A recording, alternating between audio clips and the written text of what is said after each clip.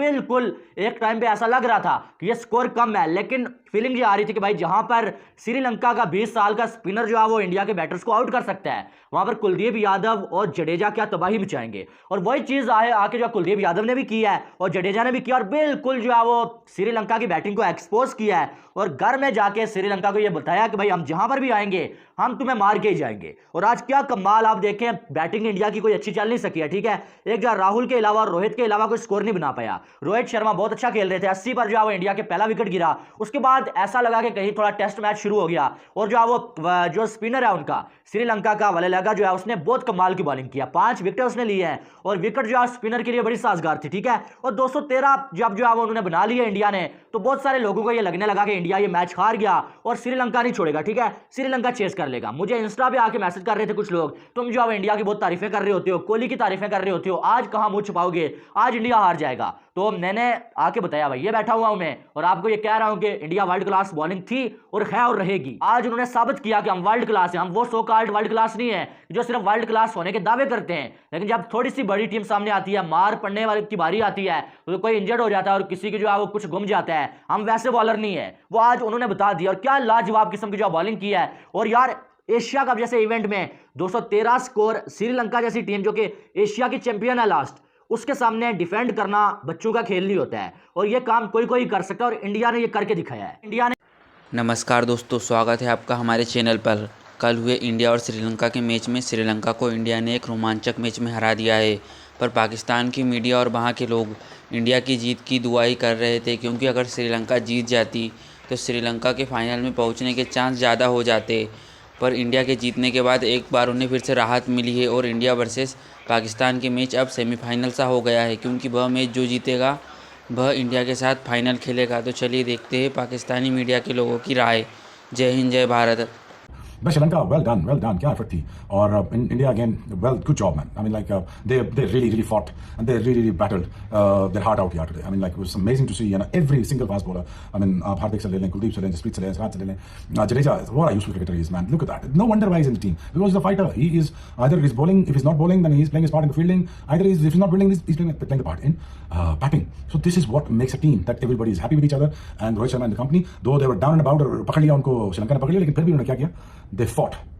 और they fought not only, you know, कि हमने फाइनल पहुंचना था, India fought because they wanted to make sure यार कि जो हमने गलती की है, we are far away, वो far better team than this. But then they fought. Batting unit fail हुआ, बॉलिंग यूनिट वापस आया। बॉलिंग यूनिट का क्या अमेजिंग एटीट्यूड था यार। I love them all. I think Indians, मुझे बहुत अच्छा लगा जिस तरह क्रिकेट खेली है। मुझे एज क्रिकेटर बड़ी खुशी होती है जब वो टीमों की तरह खेलती हैं। I mean, but again hats off to Kuldeep and Jadeja and Jasprit and Siraj and everyone, you know, you guys have done wonders, man. I mean, like well done India. Rohan, Ravindra Jadeja, sir Jadeja भी इनको कहते हैं, और आई थिंक रविंद्र हमारे अच्छा ओके, सो इस उनसे रब्ता हमारा मुनक़ता हो गया है। आप बताएं, रविंद्र जडेजा, इनको काफी ज्यादा मतलब कहा जाता है कि भाई कि रविंद्र जडेजा इनको सर का खिताब भी दिया हुआ है इंडिया ने और बड़े इंपॉर्टेंट प्लेयर है। तो आज एक मर्तबा फिर उन्होंने दिखाया कि ही इज द गाय जो कि इनको जब भी जरूरत होती है तो ही जस्ट चिप्स इन। जी, एक्सपीरियंस ऑलराउंडर हैं और अपनी लिमिटेशंस को बहुत अच्छे तरीके से जानते भी हैं, और जब ये बॉलिंग करने आए या बैटिंग करने आए तो बहुत ही इंपैक्टफुल परफॉर्मेंसेज देते हैं।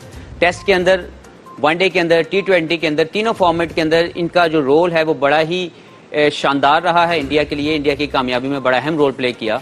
लेकिन इनकी बॉलिंग को इस तरह की कंडीशन और ज्यादा सूट करती है, क्योंकि इनकी जो बॉलिंग करने की पेस है वो 90 के पास है, 90 किलोमीटर के पास जब आप बॉल करते हैं और अगर पिच के अंदर हल्की सी भी इस तरह की जो है वो स्पिन मौजूद हो तो आप ज्यादा लीथल हो जाते हैं। इसीलिए टेस्ट क्रिकेट में जब ये खेलते हैं, वहां की पिचेज इंडिया के अंदर ये एक डिफरेंट लेवल के बॉलर नजर आते हैं और बहुत ही शानदार परफॉर्मेंसेस टेस्ट में भी और आज वनडे में भी, क्योंकि उनको सूटेबल कंडीशन मिली और इसमें नो डाउट कि ग्रिपिंग मोमेंट हासिल करने में जहां जहां जरूरत पड़ी विकेट लेने की और एक इम्पैक्ट डालने की या अंडर प्रेशर करने की, इन्होंने वो बॉलिंग की।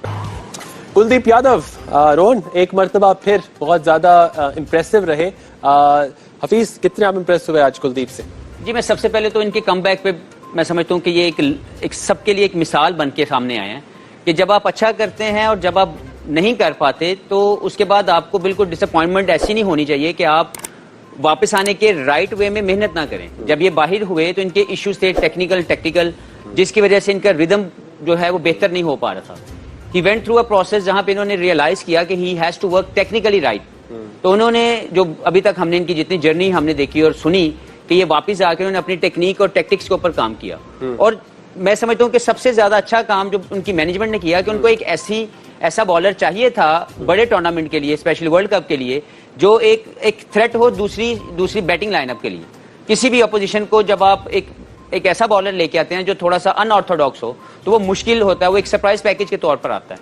कुलदीप का वापस आना, उसको बिफोर द वर्ल्ड कप उसको खिलाना, उसको कॉन्फिडेंस देना, और अब उनकी जो परफॉर्मेंसेज आ रहे हैं, इंडिया की बॉलिंग अपनी पेस और अपनी स्पिन को लेके मुझे लगता है एक ऐसी बॉलिंग लाइनअप बन जाएगी या बन गई है जिसके अंदर दूसरी टीम को अपना ए गेम खेलना पड़ेगा to score 300 plus against India. A very short span of time, Kuldeep Yadav has now become like the second most successful left arm wrist spinner after Brad Hogg. So quite a moment, I mean, because ऐसा लगता नहीं था, अभी लगता था कि he's just come out of the under-19s, but 4-5 years on the circuit and he is there now in the world, a very strong force to reckon with. तो हम पूरे मैच में आज एक ही हाफ सेंचुरी हुई और वो जिसके बैट से आई, he makes it in the bright moments of the day. It's brought to you by Bright.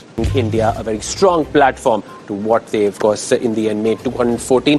क्या कहेंगे उनकी इनिंग्स के बारे में? Right at the top, उन्होंने हमला कर दिया था ऑन श्रीलंका बॉलर्स। देखिए, पिछले मैच में भी इसी तरह की इनिंग्स उन्होंने पाकिस्तान के खिलाफ भी खेली और आज के मैच में भी उसी कॉन्फिडेंस को लेके आए और अटैक किया राइट फ्रॉम द स्टार्ट। और जो अच्छी चीज ये है कि उन्होंने पिच को बड़ा अच्छा रीड ये किया कि, और मेरा ख्याल है कि वो एक ऐसा मोमेंटम दे दिया था, अनफॉर्चुनेटली बाद में like good luck for the Sri Lanka के उनके पास वेला लागे थे जो आए, उन्होंने बहुत आला बॉलिंग शुरू कर दी। अदरवाइज ये जो पिच था ये 270 280 या 290 तक आराम से बना जाते, लेकिन जिस तरीके से इनकी इनिंग्स थी, उन्होंने एक राइट फाउंडेशन दी इंडिया की टीम को। लेकिन मैं फिर भी समझता हूँ कि ये ऐसी इनिंग्स है जिससे उनको मजीद कॉन्फिडेंस आएगा एशिया कप के लिए and moving forward into the world cup for sure. Over कहाँ करा सकते थे